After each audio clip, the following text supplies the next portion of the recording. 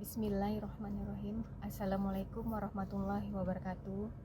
Perkenalkan, nama saya Dewi Primoni Suci dengan NIM 236 1101143 angkatan 17. Saya akan menjelaskan jawaban soal teori dan kasus pada UAS Manajemen Keuangan. Untuk soalnya yang pertama yaitu jelaskan pemahaman manajemen keuangan yang saudara ketahui. Jawabannya adalah manajemen keuangan adalah suatu proses pengelolaan keuangan dalam sebuah organisasi atau perusahaan yang mencakup perencanaan, pengendalian, pengelolaan, dan pengawasan terhadap sumber daya keuangan. Tujuan utama manajemen keuangan adalah untuk memastikan bahwa dana yang dimiliki dapat dimanfaatkan secara efisien dan efektif guna mencapai tujuan organisasi atau perusahaan. Manajemen keuangan melibatkan beberapa fungsi utama, di antaranya yaitu yang pertama, perencanaan keuangan, menyusun rencana penggunaan dana untuk kegiatan operasional maupun investasi dengan mempertimbangkan sumber pendanaan yang tersedia. Yang kedua, penganggaran, membuat anggaran untuk memastikan pengeluaran sesuai dengan rencana dan tujuan yang telah ditetapkan. Yang ketiga, pengendalian keuangan, yaitu mengawasi pengelolaan dana untuk memastikan tidak terjadinya pemborosan atau penyimpangan dari rencana. Yang keempat, pengambilan keputusan investasi, yaitu menilai peluang investasi yang menguntungkan untuk meningkatkan nilai perusahaan. Yang kelima yaitu manajemen risiko keuangan. Maksudnya mengidentifikasi dan mengelola risiko yang dapat mempengaruhi kondisi keuangan perusahaan. Cara yang baik dalam manajemen keuangan dimulai dengan membuat perencanaan keuangan yang matang, yaitu menentukan tujuan keuangan jangka pendek maupun jangka panjang, serta mengidentifikasi kebutuhan dana yang diperlukan. Kemudian, penting untuk menyusun anggaran yang realistis, di mana pendapatan dan pengeluaran dicatat secara rinci untuk memastikan alokasi dana yang efisien. Selanjutnya, pengelolaan arus kas harus dilakukan dengan cermat, yaitu memastikan bahwa pendapatan mencukupi untuk menutupi pengeluaran sekaligus menyisihkan dana cadangan untuk keperluan darurat. Selain itu, pemanfaatan teknologi seperti aplikasi keuangan dapat membantu memantau pengeluaran. Selanjutnya untuk soal kasus yaitu manajer keuangan PT Pelita sedang mempertimbangkan dua proposal dengan data sebagai berikut. Untuk cash flow proyek A pada tahun pertama yaitu 700, tahun kedua 400, tahun ketiga 300, tahun keempat 250, tahun kelima 250, dan tahun keenam 350. Untuk cash flow proyek B pada tahun pertama 200, tahun kedua 350, tahun ketiga 350, tahun keempat 400, tahun kelima 500, dan tahun keenam 600. Diketahui tingkat suku bunga bank saat ini adalah 10% dan reinvest sebesar 8%. Investasi yang dibutuhkan pada tahun 0 adalah 1.500. Saudara diminta bantuan untuk menganalisa kelayakan dari kedua proyek di atas dengan lakukan analis kelayakan dengan menggunakan metode sebagai berikut. Yang pertama, payback period. Yang kedua, payback period atau discounted. Yang ketiga, next present value. Yang keempat, internal rate of return. Yang kelima, modified internal rate of return. Yang kelima, buat crossover analysis. Jelaskan saran dan beri argumentasi saudara atas pilihan tersebut. Untuk mencari jawabannya, kita menggunakan Excel.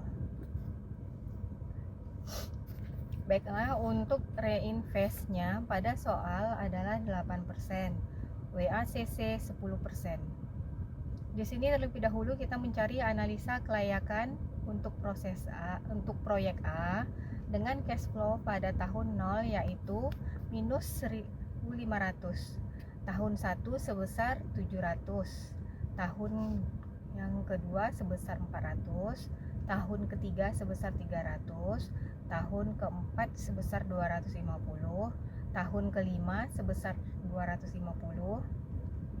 tahun ke-6 sebesar 350. Pertama, kita menghitung PV 10% terlebih dahulu, yaitu untuk PV pada tahun 0 yaitu minus 1.500. PV pada tahun kedua diperoleh dari nilai B6 dibagi dengan 1,1, kemudian dipangkatkan dengan nilai tahun. Untuk PV pada tahun pertama yaitu 700 dibagi 1,1 pangkat 1. Kenapa pangkat 1 itu? Karena pada tahun 1. Untuk PV pada tahun kedua hingga tahun ke-6 dilakukan dengan cara yang sama, sehingga diperoleh nilai PV pada tahun kedua yaitu 330,57. Untuk tahun ketiga 225,39, tahun keempat 170,75, pada tahun kelima yaitu 155,23, dan pada tahun ke-6 yaitu 197,56. Setelah kita memperoleh nilai PV 10%, selanjutnya kita mencari nilai payback. Untuk payback pada tahun pertama diperoleh dengan rumus minus B5 dikurang B6 sehingga diperoleh 800. Untuk payback tahun kedua diperoleh dengan rumus D6 dikurang B7 dengan hasil 400. Untuk payback tahun ketiga diperoleh dengan rumus D7 dikurang B8 dengan hasil 100. Untuk payback tahun keempat diperoleh rumus D8 dikurang B9. Tetapi karena hasilnya negatif, maka kita menggunakan rumus D8 dibagi dengan B9 dikali 12. Untuk payback pada tahun kelima diperoleh dengan rumus D9 dikurang 4. Kenapa dikurang 4? Karena untuk bulannya sudah diketahui 4 bulan. Kemudian dikali dengan 30 dan diperolehlah hasil 24. Sehingga payback dari proyek A yaitu 3 tahun 4 bulan 24 hari. Selanjutnya untuk pay diskon dari proyek A pada tahun pertama diperoleh dengan rumus C5 dikurang C6 diperoleh 863,63. Untuk pay diskon pada tahun kedua diperoleh dari rumus E6 dikurang C7 sehingga diperoleh hasil 533,05. Untuk pay diskon pada tahun ketiga diperoleh dari rumus E7 dikurang C8 sehingga hasilnya 307,66. Untuk pay diskon pada tahun keempat diperoleh dari rumus E8 dikurang C9 diperoleh hasil negatif. Karena hasilnya negatif maka kita menggunakan rumus E9 dibagi dengan C10 dan dikali 12 sehingga diperoleh hasil 10,58. Untuk pay diskon pada tahun ke-6 diperoleh dengan rumus E10 dikurang 10 dan dikali 30 sehingga diperoleh hasil 17,51. Dengan perhitungan ini diperoleh hasil bahwa pay diskon dari proyek A yaitu 4 tahun 10 bulan 17 hari. Selanjutnya kita mencari nilai NPV dari proyek A dengan rumus sama dengan NPV 0,1 dari cash flow pada tahun pertama hingga tahun ke-6 dan ditambahkan dengan cash flow pada tahun 0 diperoleh hasil 215,89. Untuk IRR-nya menggunakan rumus yaitu IRR dari cash flow pada tahun 0 hingga tahun ke-6 diperoleh hasil 16%.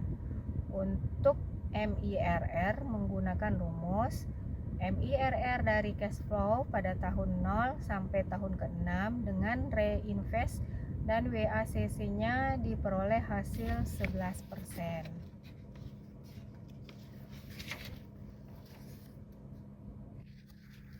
Untuk analis kelayakan pada proyek B dengan cash flow pada tahun 1 yaitu 200, tahun kedua yaitu 350, tahun ketiganya 350, tahun keempat 400, tahun kelima yaitu 500, dan tahun keenam 600.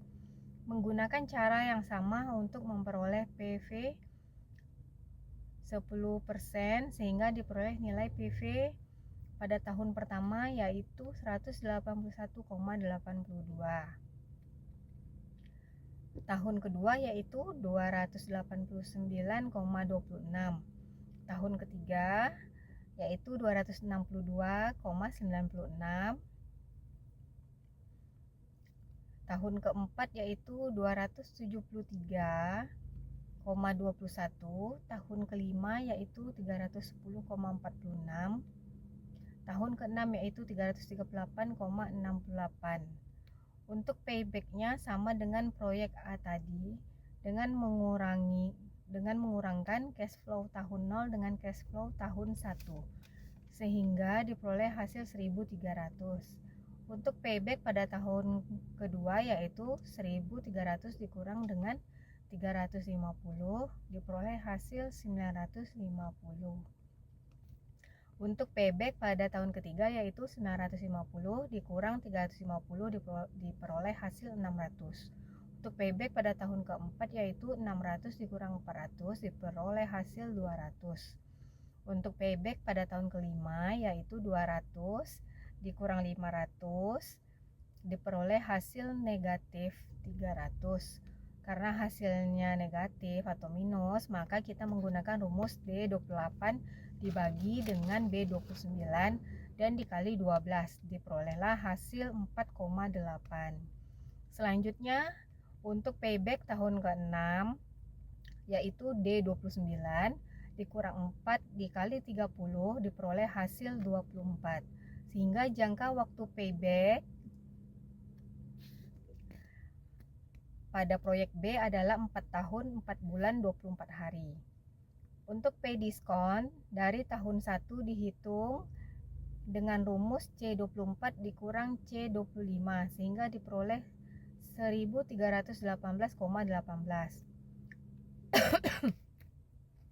Pada tahun kedua diperoleh 1.028,92.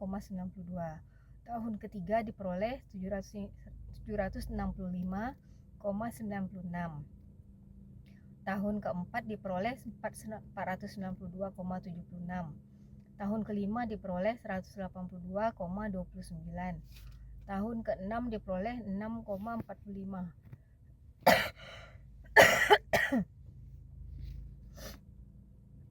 Dan 13,77. Sehingga untuk pay diskon dengan jangka waktunya adalah 5 tahun 6 bulan 13 hari. Dengan cara yang sama dengan proyek A, diperoleh NPV-nya 156,38, IRR 12,97%, MIRR 11,08%. Selanjutnya mencari selisih dari cash flow proyek A dan cash flow proyek B, diperoleh hasil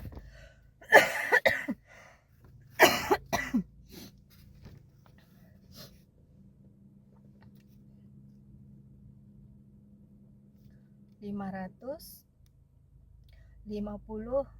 minus 50 minus 150 minus 250 minus 250.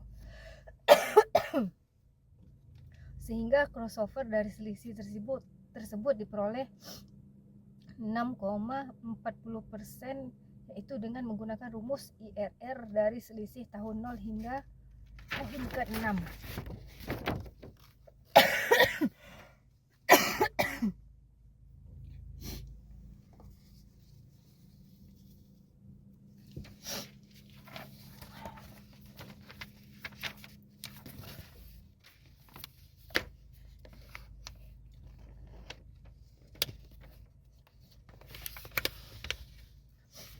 Setelah itu kita mencari NPV-A dan NPV-B berdasarkan WACC 0%, 5%, 6,40%, 10%, 15%, 20%, dan 25%. Kemudian kita buat tabelnya seperti ini. Dari perhitungan yang telah kita lakukan, diperoleh tabel kesimpulan dengan payback proyek A 3 tahun 4 bulan 24 hari. Payback proyek B 4 tahun 4 bulan 24 hari. Pdiskon proyek A 4 tahun 10 bulan 17 hari. Pdiskon proyek B 5 tahun 6 bulan 13 hari. Dengan NPV proyek A 215,89,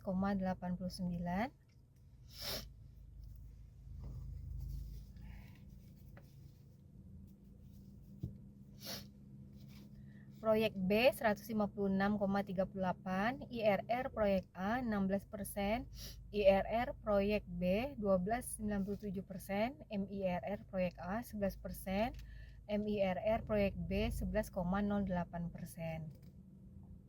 Berdasarkan hasil perhitungan untuk proyek A memiliki tingkat kelayakan yang lebih baik dikarenakan untuk waktu pengembalian modal dilakukan dengan lebih cepat, NPV yang lebih besar, dan IRR yang lebih tinggi.